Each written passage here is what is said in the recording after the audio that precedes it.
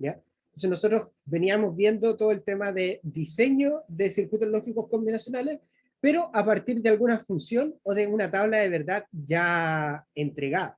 O sea, nosotros nos daban la tabla y nosotros teníamos que ver si efectivamente, o sea, teníamos que efectivamente diseñar ese circuito, y si no nos daban la tabla, nos daban la ecuación. Entonces, el diseño era relativamente directo. Pero los ejercicios que van a entrar en la prueba que viene y los ejercicios del diseño completo es cuando partimos de algún enunciado, ¿ya? Entonces, si es que en una de esas que están copiando en algún cuaderno o algo, les voy a pedir que no copien, que pongan atención, para que esto quede súper claro, cuál es la lógica que tiene que seguir. Esto no es tan sencillo de explicar, puesto que no es algo que uno siga paso a paso, sino que uno tiene que leer bien el problema y entenderlo. ¿Ya? ¿Cuál va a ser la principal diferencia entre estos diseños, los que veníamos viendo nosotros anteriormente? En que en estos momentos, ahora nosotros nos van a dar un enunciado. ¿Ya? Nos van a dar un enunciado y nosotros en base a ese enunciado tenemos que llegar a la tabla de verdad y de ahí comenzar el resto del proceso. ¿Ya? Por ende, si yo no llego a una tabla de verdad correcta, voy a tener un error de arrastre considerable. ¿Ok? Por lo que llegar a la tabla de verdad es fundamental, y para eso nosotros vamos a, yo creo que hoy día es jueves, hoy día y mañana, vamos a ver ejercicios de este estilo para que eso quede bastante claro. Después también, si es que es necesario, se pueden subir más ejercicios, y además el próximo miércoles en ayudantía yo lo voy a pedir al ayudante que repase esto mismo. Entonces, vamos y leamos este ejercicio. Nos dice, diseña un circuito lógico combinacional que tenga como entrada un número en formato BCD y que tenga dos salidas que cumplan con lo siguiente.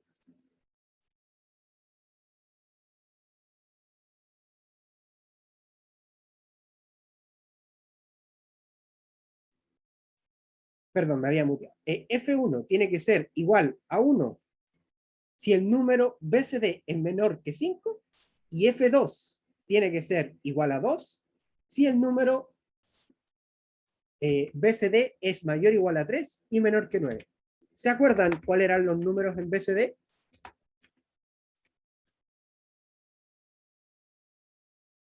¿O no se acuerdan mucho de eso? No, profe. Ya. Acuérdense que los BCD eran el código decimal binario, y era cuando nosotros expresábamos cada número con 4 bits. Era cuando nosotros decíamos lo siguiente. Déjenme ordenar aquí esta tablita. Era cuando Ahora sí nosotros, lo encontré en el cuaderno.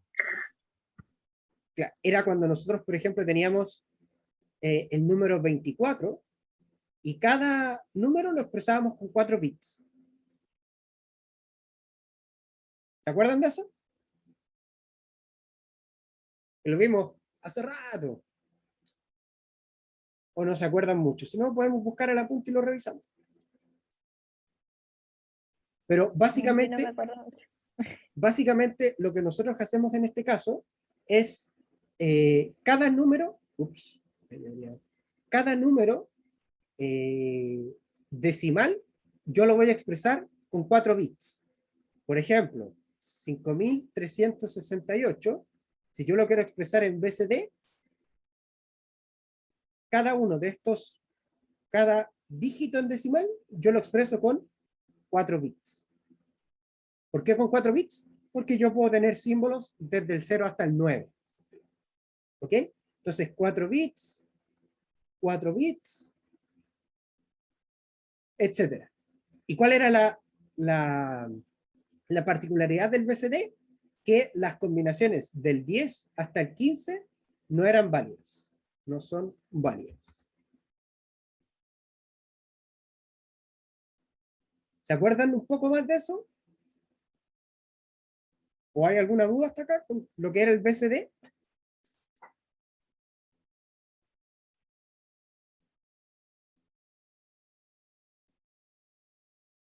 Entonces, finalmente, el BCD es un número, ¿ya?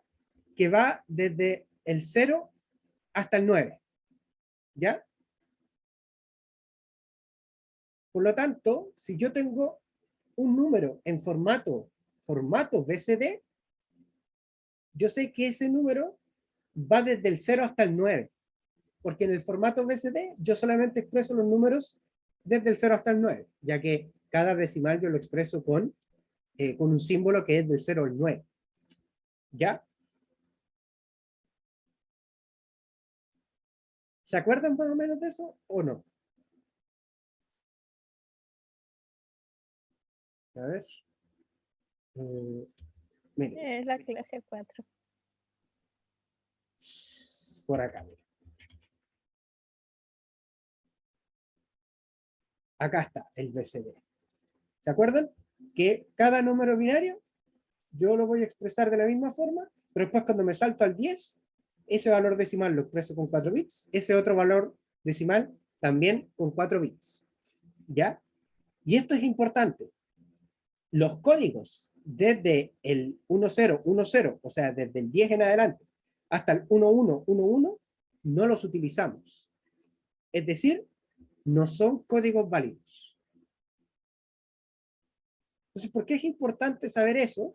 Porque quiere decir que en esta tabla, en la tabla de verdad que nosotros vamos a hacer ahora, solamente tenemos que trabajar con los números del 0 hasta el 9.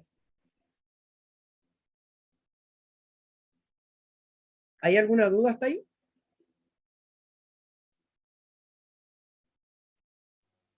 Por No, mi profe. parte, no. Ya.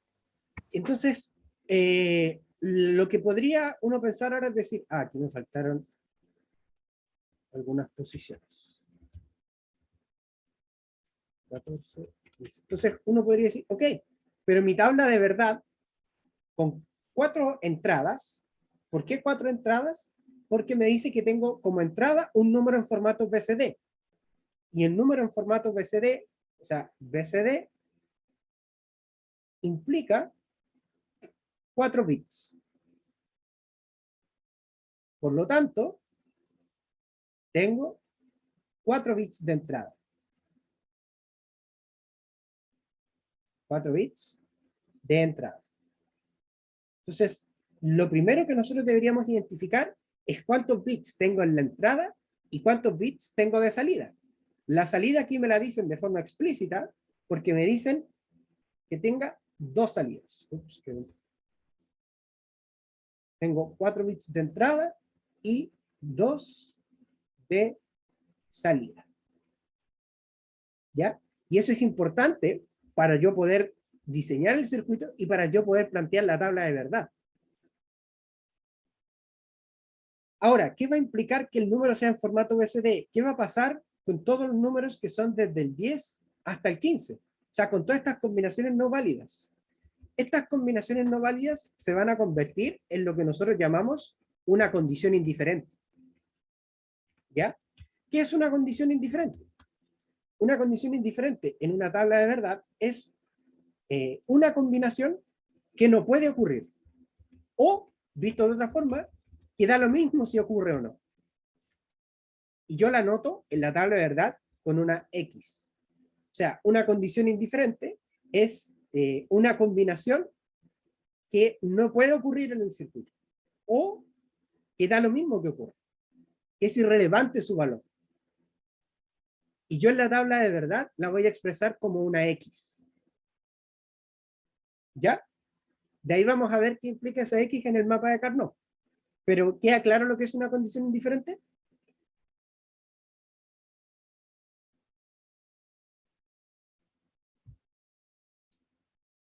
¿Y por qué es una condición indiferente las posiciones del 10 hasta el 15? Porque un número en formato BCD no son válidas. O sea, no van a ocurrir, no existen. ¿Ya? Es diferente a que yo ponga 0, porque no es lo mismo tener una salida indefinida que una salida 0. Una salida indefinida es una X. No es lo mismo que decir que mi salida sea 0. ¿Ya? Es como, por así decirlo, cuando la calculadora me arroja indefinido.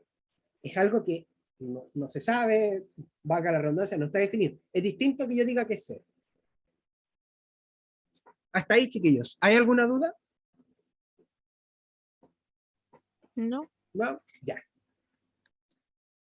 Entonces, una vez que yo tengo eso claro, lo que tengo que hacer es plantear la tabla de verdad. Y este es el paso importante. Por eso, estos ejercicios es muy importante que ustedes los lean a cabalidad para poder comprender cuándo mi salida va a ser 1 y cuándo mi salida va a ser 0. Entonces, aquí me dice que tenga como entrada un número en formato BCD y que tenga dos salidas que cumplan con lo siguiente. Ya sabemos cuántas entradas tenemos. Ahí están mis 4 entradas. Y ya tenemos 2 salidas. ¿Ya? Entonces ahora tenemos que ver qué características tienen que cumplir esas salidas. Me dice que mi salida F1 va a ser igual a 1 si el número BCD es menor que 5. Por lo tanto, ¿cómo va a quedar esta tabla de verdad?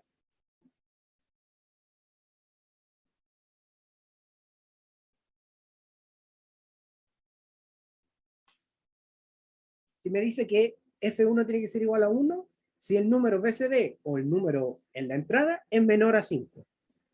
Del 0 al 4 con 1. Ya, del 0 al 4 con 1 y después con 0, ¿cierto? Sí. Ya, súper. Ahí este ejercicio realmente es un tanto más sencillo porque es como 1 por 0 de forma más rápida. Ya después vamos a ir haciendo ejercicios un poco más, donde hay que analizar un tanto más. Entonces, desde el 0 hasta el 4 vale 1, porque me dice que tiene que ser menor que 5. Desde el 5 hasta el 9 vale 0 y el resto, condición indiferente. Por otro lado, la función f2 me dice que va a ser igual a 1 si el número BCD es mayor o igual a 3 y menor a 9. Por lo tanto, como me dice es mayor o igual a 3, el 3 es mayor o igual a 3 y menor que 9, sí. El 4 también, el 5 también, el 6 también, el 7 también y el 8 también. El resto van a ser ceros. O sea, la lógica que nosotros seguimos es ir determinando en base al enunciado cuál debe ser el valor de mi salida y con eso yo voy llenando la tabla de verdad. Porque con esa tabla de verdad yo después voy a hacer el diseño del circuito. ¿Vamos claro hasta aquí?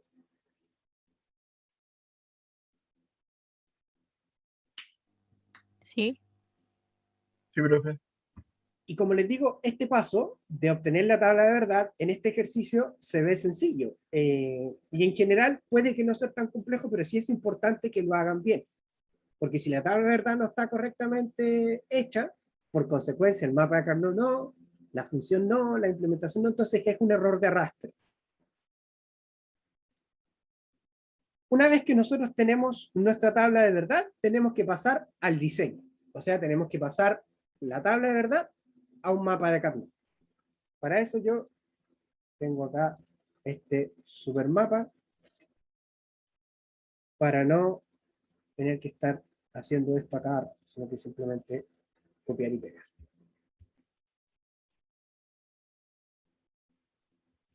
Ahora, ¿cuántos mapas de Carnot vamos a tener que hacer?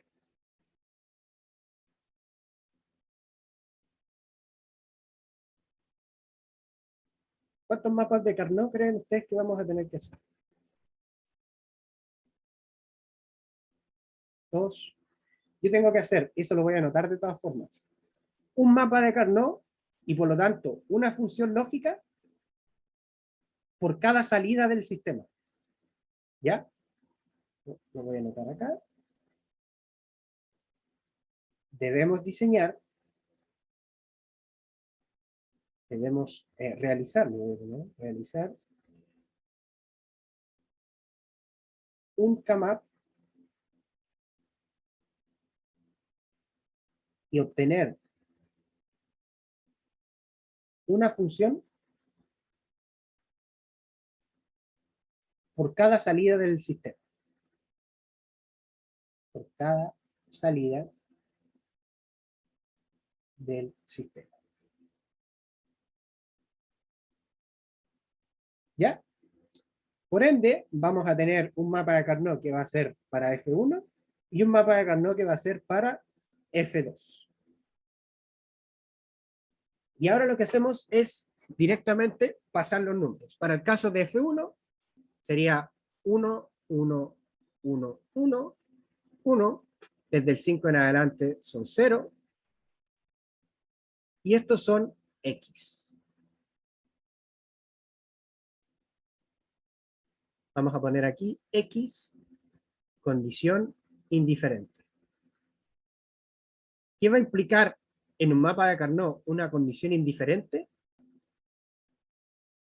¿Han jugado alguna vez Carioca? Sí. ¿Sí? Ya, en el Carioca uno tenía el comodín, ¿cierto? O el Joker, o el Guasón, como uno le quiera llamar, que podía servir, podía reemplazar cualquier carta. O sea, podía tomar el valor que yo quería. La condición indiferente se comporta de la misma forma. Va a poder tomar el valor que yo quiera y por ende me va a servir para, si es que yo quiero, hacer grupos más grandes. No necesito encerrarlas obligadamente. Las voy a encerrar solamente si me sirven para hacer grupos más grandes. Y si no, las voy a dejar tal cual. ¿Ya? O sea, la condición indiferente son un comodín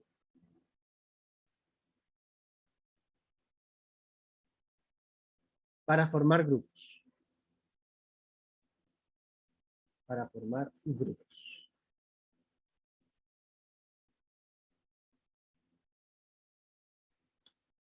Entonces, una vez que sabemos lo que implica la condición indiferente, comenzamos a realizar los grupos. Entonces, lo primero que me pregunto yo, ¿puedo hacer grupos de a 8?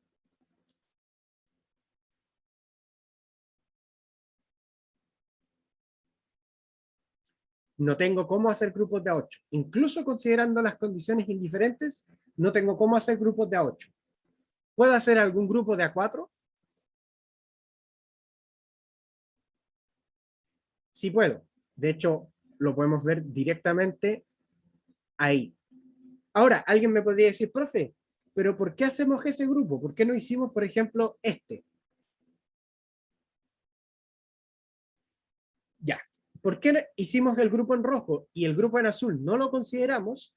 Porque mi prioridad es encerrar todos los unos.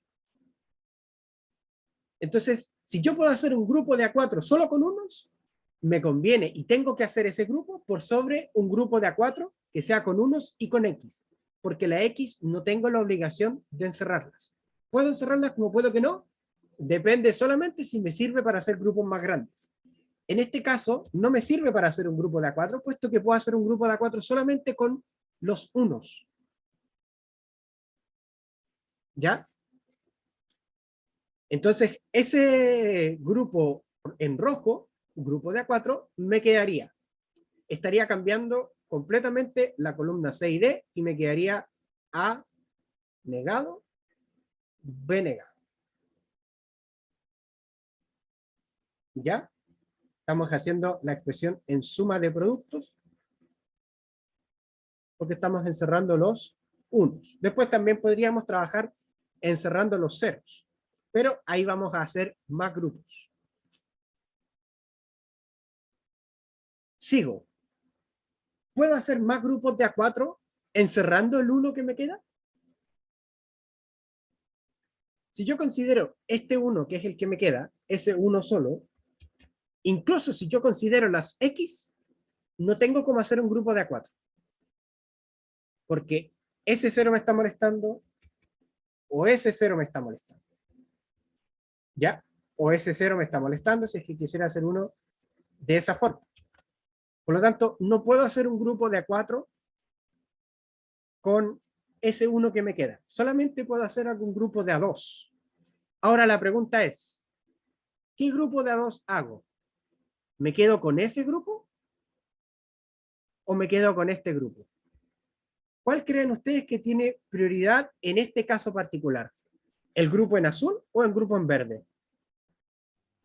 El azul, creo yo.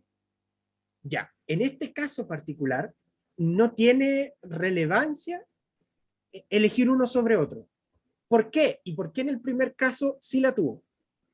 Porque en este caso, este uno ya está solo. Entonces, si yo hago este grupo, o hago este grupo, yo voy a mantener igual dos grupos, uno de A4 y uno de A2. Por lo tanto, no me va a cambiar mi óptimo, por así decirlo. En cambio, si yo hubiese, no hubiese hecho ese grupo de A4 y hubiese preferido hacer este grupo con otro color, hubiese preferido hacer este grupo de A4, después me hubiesen quedado esos dos unos y ese uno solo. Y en vez de tener dos grupos, habría tenido tres. Entonces, no olvidemos de que nuestro objetivo es minimizar la cantidad de grupos y a la vez maximizar el tamaño de los grupos. Por eso, siempre que tengan duda, ¿cuál tengo que elegir? Tengo que pensarlo de esa forma. ¿Mi elección va a cambiar el óptimo? ¿Mi elección va a afectar el tamaño de los grupos o la cantidad de grupos? Si lo afecta directamente, entonces tengo que elegir aquella elección que me maximice el tamaño de los grupos y a la vez me minimice la cantidad de grupos. Pero en este caso, ninguno de los dos grupos me va a afectar esa decisión. Por lo que yo podría tomar ese grupo o podría tomar ese grupo. ¿Ya? En este caso, yo voy a tomar este grupo. ¿Ya? Y ese grupo solamente estaría cambiando la variable b, así que me quedaría a negado, c negado, d negado. Y ahí estaría lista la función. Como les digo, la X es un comodín para formar grupos, pero yo no tengo la obligación de encerrarla. Solamente la voy a encerrar o la voy a ocupar si es que me sirve para hacer grupos más grandes. ¿Ok? Si no me sirve, no la voy a considerar. Porque yo la X puedo considerar que es un 1 o puedo considerar que es un 0. Por eso funciona como comodín. En este caso, si yo considero que esos son todos unos, tendría que encerrarlos y mi función se hace más grande. No me conviene, así que voy a considerar como si fuesen todos ceros. Eso no es necesario anotarlo, eso es implícito. ¿Queda claro?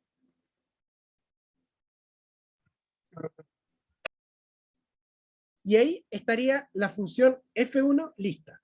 Nosotros podríamos directamente pasar a hacer el diseño de la función F1 con el circuito, o podríamos hacer F2 y después hacer el circuito. ¿Qué les recomiendo yo? Hagan el circuito al final. Siempre el circuito al final, porque en puntaje es la parte menos relevante y también en cuanto a un diseño, hacer el circuito ya es parte de implementar. Pero el fuerte del diseño es esta parte más analítica. Así que siempre el diseño al final.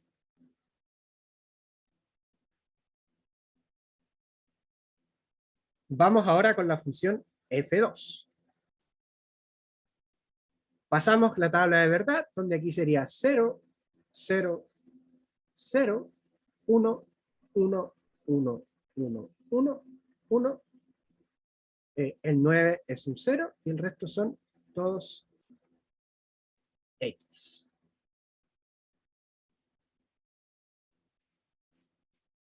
Cuando a mí me piden diseñar más de una salida, yo no tengo la obligación de, si en una, por ejemplo en F1 nosotros trabajamos con los unos, ¿ya? ¿Por qué 10 menos 1? Me quedaron solamente dos grupos. Si hubiese trabajado con los ceros, me habrían quedado más grupos. Pero eso no implica que cuando yo vaya a diseñar F2 tenga que seguir trabajando con los unos. Yo perfectamente podría decir, ¿saben qué? Ahora quiero trabajar con los ceros. ¿Por qué? Porque siento que con los ceros voy a tener que hacer grupos más pequeños o grupos más grandes, etc. No estoy obligado a trabajar siempre con los unos o con los ceros. Solamente me voy a ver en esa necesidad si es que me piden diseñar todo el circuito, por ejemplo, con NAND o con NOR de dos entradas, en donde ahí sí voy a tener que trabajar con los unos o con los ceros, dependiendo del caso. ¿Ya? Ahora, en el circuito F2, vamos a seguir trabajando con los unos. ¿Ya? Después a lo mejor podríamos hacer el mismo diseño, pero implementándolo con producto de sumas. O el ejercicio que hagamos mañana lo vamos a implementar con producto de sumas. Entonces voy a trabajar con los unos. Y la primera pregunta que me hago, ¿puedo hacer algún grupo de A8? Y sí. tomo la X, puedo hacer el grupo de 8, pero no sé si es necesario tomarlo. Ya, es una buena pregunta. O sea, tú me dices que si yo tomo, por ejemplo, todo esto, puedo hacer un grupo de 8. Pero la pregunta es necesario tomarla? Por eso también quería ver un ejercicio así, porque a veces uno se confunde si trabajo al trabajar eh, con condiciones diferentes. La respuesta es, yo tengo que encerrar y considerar las X solamente si me sirve para hacer grupos más grandes. Supongamos que yo considero solamente los unos que hay. Si yo considero solo los unos, ¿puedo hacer un grupo de 8? No, No. Pero si considero las X, puedo hacer un grupo de 8. Entonces me conviene encerrarlas. O sea, yo porque solamente... ¿Cómo? así elimino más variables, ¿no? Exactamente, porque mientras más grande sea el grupo, más pequeña va a ser la suma de productos. Entonces, como mi función es maximizar el tamaño de los grupos, si la X me sirve para maximizar el tamaño de los grupos, yo la voy a usar.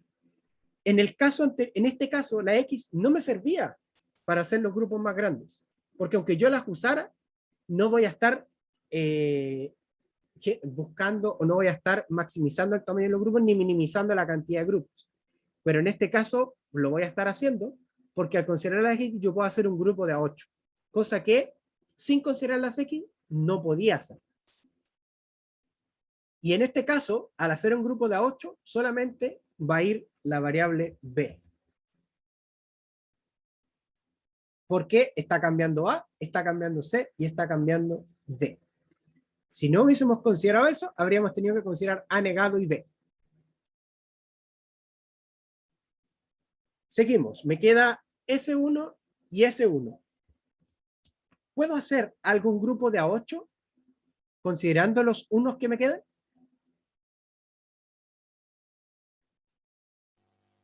No, No. ¿Puedo hacer algún grupo de A4? sí, Sí, ¿cierto? Podría, por ejemplo, hacer este grupo. Podría hacer este grupo que está acá.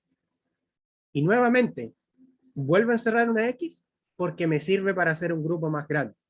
Si no considerara la X, habría hecho ese grupo, que sería solo un grupo de A2.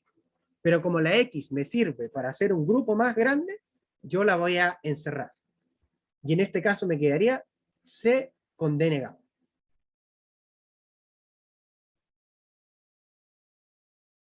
Me queda solo un 1 por encerrar. ¿Puedo hacer algún grupo de A4 con ese 1? sí. Sí, ¿cierto? Podría ser este grupo. Y por ende, en este caso me va a quedar A, B estaría cambiando, C está cambiando con D negado.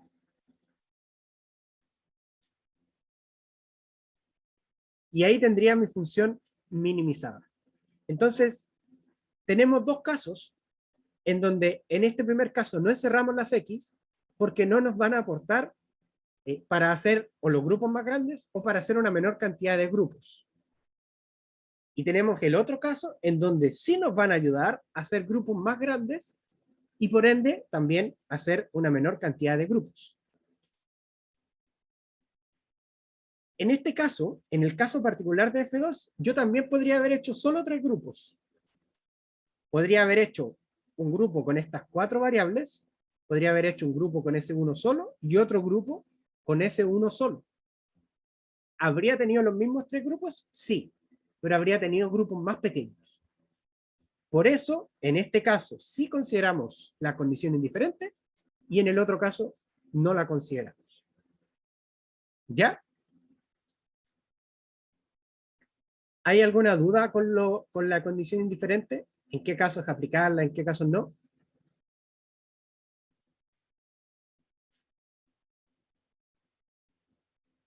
Lo único, profe, que me quedó la duda es que dijo en el grupo azul, ¿Ya? dijo 6 denegado, la escribió bien, ¿verdad? Ah, dije 6 de... No, es CD, porque Sí, CD, es sí. un 1 y 1. La escribí bien, pero la pronuncié mal, perdón. Ya, perfecto. Que Sí, había quedado ahí. es CD. Gracias, profe. ¿Y qué nos quedaría ahora? directamente hacer el diseño. Como en el enunciado no nos dicen, no nos restringen ni el tipo de compuerta, ni qué tan grande tiene que ser la compuerta, el diseño es mucho más sencillo. Yo voy a tomar acá esto.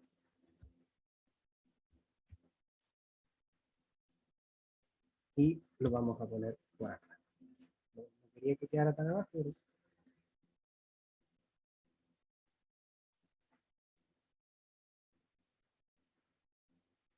pero ahí.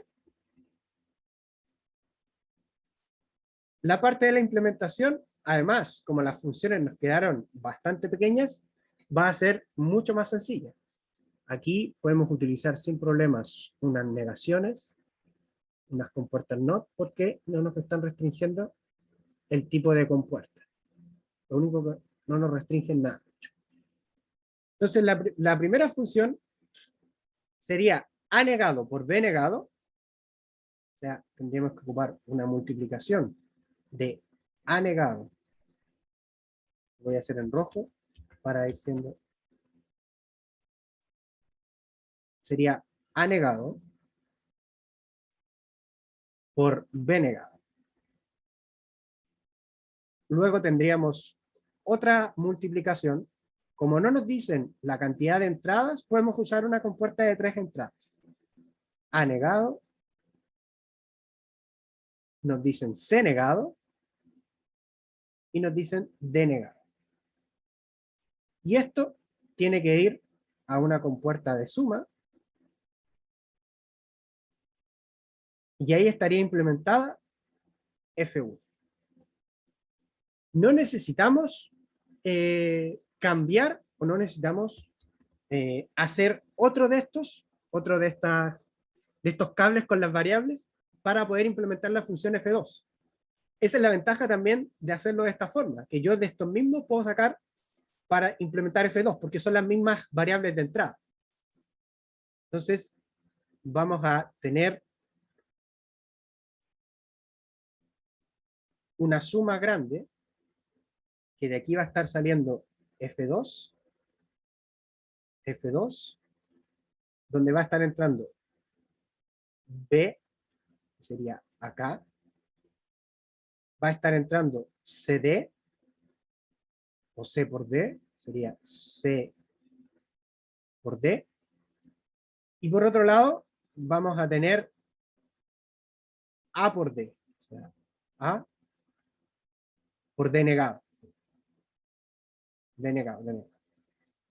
Esto estaría entrando ahí, y el verde estaría entrando ahí. Y ahí tendríamos implementada la función F2 también. Y con eso tenemos el ejercicio listo.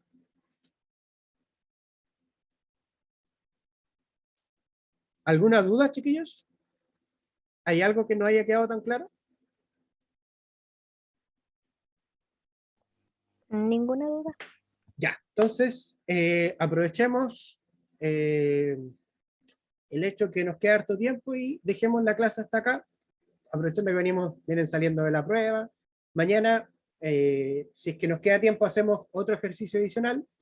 Vamos a seguir trabajando lo mismo, o sea, diseño de mapas o sea, diseño de circuitos lógicos combinacionales, pero ahora a partir de un enunciado, ¿ya? Este enunciado en particular era más sencillo para poder entender la lógica, pero hay algunos en donde uno tiene que ir analizando combinación por combinación. ¿Ok? Entonces, chiquillos, si no hay más dudas, quedamos hasta acá por hoy. Nos vemos mañana y que tengan un excelente jueves. Cuídense mucho. Chao, chao. Chao, profe, que esté bien.